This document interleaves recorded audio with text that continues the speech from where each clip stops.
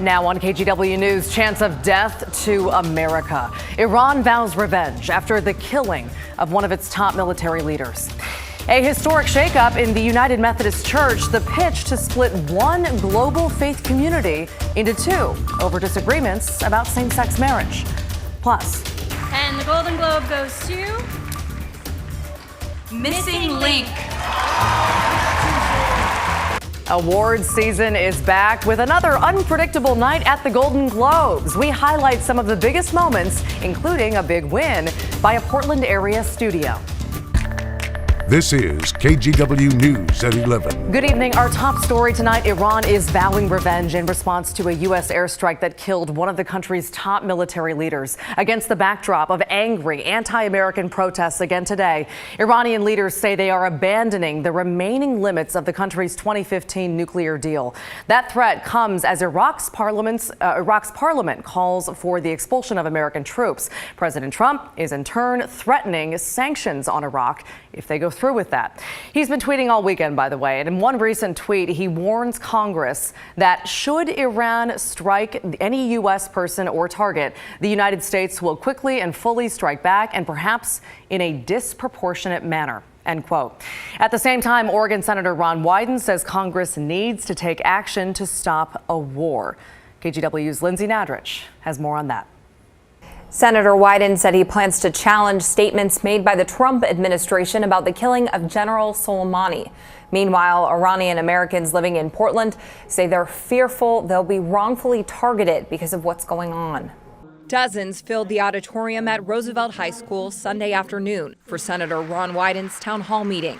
While there were questions about health care and the impeachment process, Iran was the main topic. It has been an extraordinarily dangerous 24 hours for Americans and American troops. Senator Wyden says he's heard from parents of soldiers in the region who are worried for their safety, and that he questions what was done to protect American lives before the attack that killed General Soleimani, saying it's time for Congress to take action. I think what is important now is for the Congress to draw a line in the sand and make it clear that the president cannot take this country to war with Iran without the consent of the Congress. Senator Wyden says he'll also work to make more information about the attack public and plans to challenge some of the statements made about it by the Trump administration. The rhetoric has really, I think, mushroomed in a dangerous way, and some of it has been factually wrong. I mean, for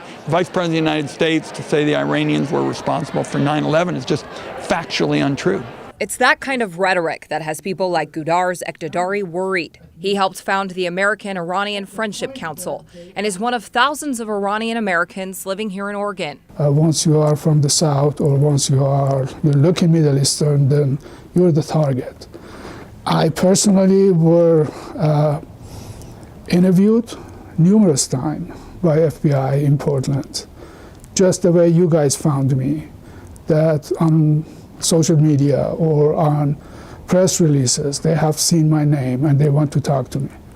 So I met with them. He says many Iranian Americans face discrimination after 9/11, and he worries the same will happen again as tensions escalate with Iran. So there are these harassment, there are this kind of intimidation that it's not fair for a person that I've been in this country for 30 years. I'm a U.S. citizen. I have not been back to Iran since 1992.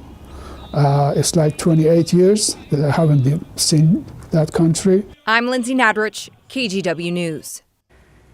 And meantime, Customs and Border Patrol is denying reports that dozens of Iranians were detained for hours last night at the border crossing in Blaine, Washington. The Washington state chapter of the Council on American Islamic Relations says the group of more than 60 was coming back from a concert in Vancouver, BC. And they say their passports were confiscated and they were questioned about their political views and allegiances. In fact, one woman in that group who says she's a U.S. citizen told our sister station in Seattle that border agents reporters asked her when she last visited Iran. But Border Patrol denies detaining anyone because of their country or origin. In a statement, the agency says they're operating at an enhanced level because of the, quote, current threat environment. They also say the Blaine border crossing had longer wait times last night because of more traffic and less staff. All right, switching gears, Max stabbing suspect Jeremy Christian will be back in court tomorrow, and a judge then will decide if jurors can walk through the train car where he is accused of killing two men in 2017. Prosecutors also want jurors to see a cell phone video of the threatening rant by Christian recorded the day before the stabbings. His defense team has argued against jurors seeing both of those. Christian's trial is scheduled to start in 2 weeks.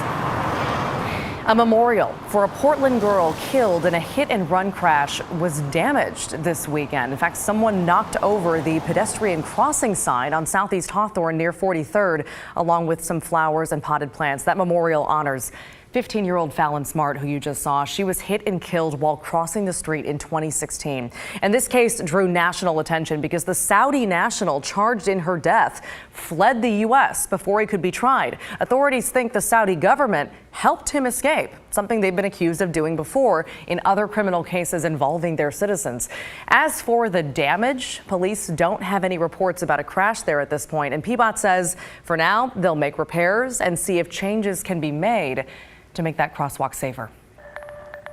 Well, in Seattle, the clock is ticking for parents putting off vaccinating their kids. Hundreds of students, in fact, could be banned from their classrooms this week if their immunization records aren't up to date. It's in line with a new state law, which removes personal and philosophical exemptions for the MMR vaccine. That change, of course, came after 2 measles outbreaks in Washington, which sickened almost 90 people. There's many communicable diseases that happen in schools, but the most common ones that we've had are norovirus, whooping cough, and now we're really worried about measles. So students in Seattle schools have until January 8th, Wednesday, to get vaccinated.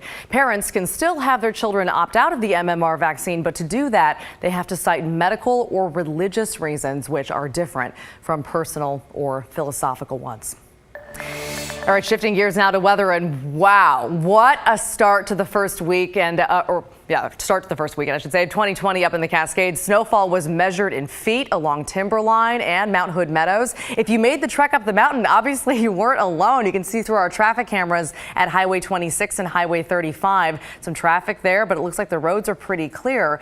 So what will the work week bring us? Well, meteorologist Joe Ranieri, as always, is here with some answers. Hey, Joe. Hey there, Maggie. How's 5 feet of new snow sound over the next 6 to 7? Yeah, I think skiers and snowboarders are going to be pretty stoked about that news. I'll talk about that in a quick second, but right now we are starting to see some continued rain showers, and that's basically been the trend of the weekend. Going back to yesterday and today, we've seen close to 1/2 inch of rain or so. Right now we're looking at a temperature of 45 degrees. The rain will really start to kind of kick up a little bit throughout your morning commute, and that means the snow showers are also going to be moving through pretty fiercely throughout the Oregon Cascades. The Oregon Cascades, we're not looking at low elevation snow just yet, but we've seen so far 1/4 inch of rain in Portland today. Along the Oregon coast, almost 1/3 of an inch. Astoria, you saw close to 2/3 of an inch of rain in the last 24 hours. And yeah, the rain is going to continue over the next several days. In fact, every day in the 7-day, we will have some areas of showers off and on. So as we look at the radar right now, basically starting to see another round of showers move through the northwest side of the state. But you travel over the mountain passes, you can see all that snow that continues to just cover Mount Hood, which is great news for the skiers and snowboarders. Timberline, you've seen about 6-7 inches of new snow in the last 24 hours, and you're going to be under a winter weather advisory starting tomorrow morning, stays in effect at least until midday. Anywhere from 6 to 12 inches of new snow by the end of tomorrow. So it looks like the first full week of the new year is looking to be pretty nice up in the mountains. I'll talk more about that and the threat that we could be seeing of some low elevation snow in the next few days coming up. Joe, thanks. See you soon. All right, now to a huge story worldwide. Relentless wildfires are growing by the minute in Australia, threatening people, threatening wildlife, and even impacting countries thousands of miles away. In case in point, this is what it looks like in Auckland, New Zealand this morning, 1,200 miles away. An orange haze now hangs over that city. This is actually one of the worst wildfires Australia has ever seen. So far, more than 20 people have been killed, and the fires have burned more than 12 million acres. That's an area about 40 times the size of Los Angeles. And another devastating statistic, an estimated 500 million animals have died in these fires. The lucky ones have been rescued and are being cared for at sanctuaries throughout Australia. Several orphaned wallabies, wombats, and other wildlife are recovering now at a sanctuary on the south coast. And when they're released, they'll struggle in habitats that are, for now, wiped out. Smoke inhalation is a huge concern. Yes, it is. And the other thing is when they come out, there's no food around for them. No water, no food. So celebrities, as you can see, are posting messages of support on social media, and they're pledging donations to local fire services as they continue to fight the nearly 200 fires burning. Oregon firefighters from the U.S. Forest Service, by the way, are among those helping out in Australia.